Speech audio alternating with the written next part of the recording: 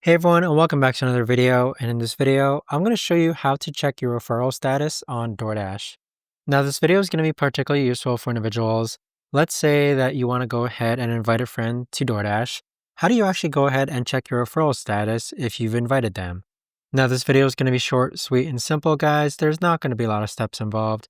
But in order to do this, what you're first going to do is open up DoorDash. Next, on the bottom right-hand corner, you want to click on Me, then click on Settings, then scroll down and click on Payment. Now, this is the really important step, guys. You want to scroll down even more, and you want to click on Invite Friends to earn credits. Next, click on Check Referral Status. So as you can see, these are all the referrals that have signed up using your link to DoorDash, but haven't ordered just yet. So for these individuals that are blurred out, this right here is the referral status of people that you've invited.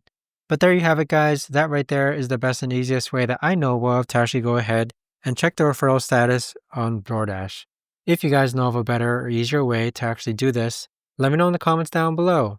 I would love to know. Thanks so much for watching, and I'll see you guys all in the next video.